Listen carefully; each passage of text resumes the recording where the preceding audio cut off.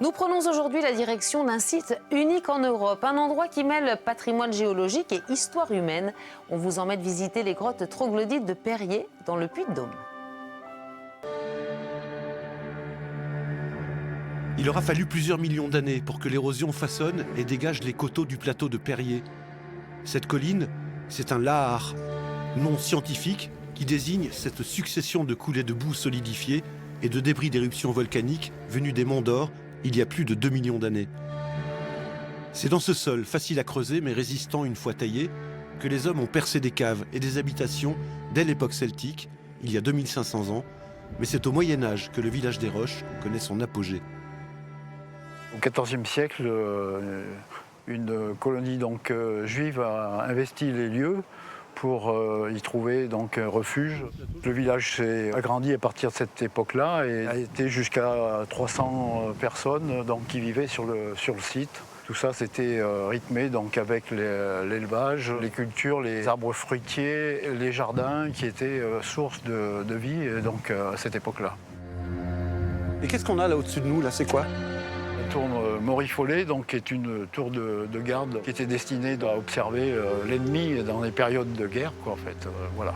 À l'intérieur, on a un boyau qui a été creusé dans le tuf, dans la roche Tarbes, avec un système d'escalier légèrement en pente. Et à mon avis, elle devait être aussi reliée avec d'autres, les commanderies ou des choses comme ça qui étaient également des observatoires de surveillance de l'ennemi qui pouvaient surgir à tout moment. L'ennemi n'est pas toujours celui que l'on guette depuis la tour. La guerre épargne finalement le village des Roches, mais celui-ci n'échappe pas à un fléau plus redoutable, la peste, qui fait des ravages dans le pays tout entier. Je pourrais éventuellement vous montrer comment était traitée la problématique de la peste à l'époque. On voit des traces de fumée noire sur les plafonds. Bon, c'était pas la cheminée qui marchait mal, c'était effectivement qu'on avait mis le feu pour enrayer la maladie dans les lieux d'habitation, en fait. C'était peut-être la solution aussi pour sauver une partie du village, arriver à assainir les lieux, quoi. Au XVIIe siècle, alors que les maladies et la famine dévastent la région, la plupart des habitants du village descendent dans la vallée pour créer les premières traces de la commune de Perrier. Au XIXe, 17 familles vivent encore au village. Dans les années 30, elles ne sont plus que 5. Madame Couder, qui était surnommée la Sablette, était une personne qui vivait sur le site. Et elle vivait de la vente de son sable fin qu'elle vendait sur le marché d'Issoire, qui servait à récurer les casseroles à l'époque. C'était un travail certainement à temps complet et certainement harassant dans ce sens où il fallait aussi descendre le produit jusqu'à Issoire, qui est quand même à 4 km et avec une partie très accidentée. Et on a une personne qui a vécu jusqu'à 116 ans.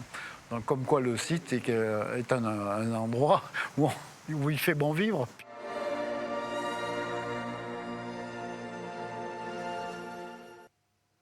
Et ce site où il fait bon vivre, les grottes Perrier, mais aussi d'autres endroits particuliers de la région, sont racontés dans l'ouvrage Lieux mystérieux en Auvergne. C'est un peu un parcours initiatique. L'autrice Corinne Pradier est sortie des sentiers battus pour dévoiler des endroits énigmatiques des 4 coins d'Auvergne. Elle a mis 2 ans à réaliser cette œuvre. Plusieurs personnes l'ont accompagnée dans son cheminement, notamment le photographe Vincent Jolfre. Un livre édité pour la première fois en 2011, mais qui résonne encore dans l'esprit de son autrice. Je m'étais donné un impératif, c'était de couvrir les 4 départements de l'Auvergne et de le faire de façon assez bien répartie. J'avais également choisi de travailler sur les 4 éléments et aussi de travailler sur des lieux naturels et des lieux bâtis. Donc déjà, ça permet d'effectuer un choix. Après, je dirais que les lieux se sont appelés les uns les autres. Au final, il y a 28 lieux.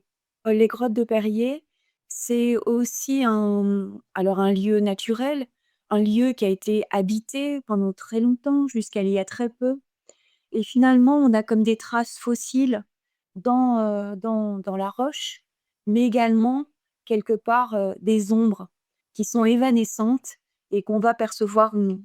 Et là, on est du domaine du visible et de l'invisible. Ça demandait une implication, très personnelle.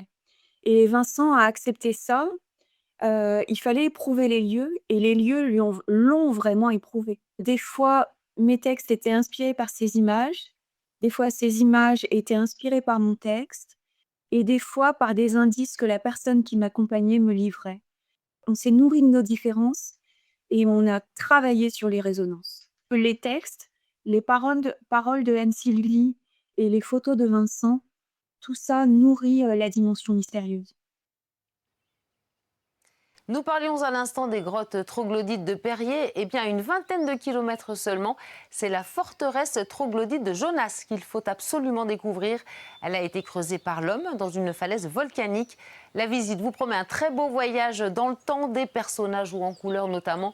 Vous replongeront à l'époque où ce village a été construit entre le 5e et le 13e siècle.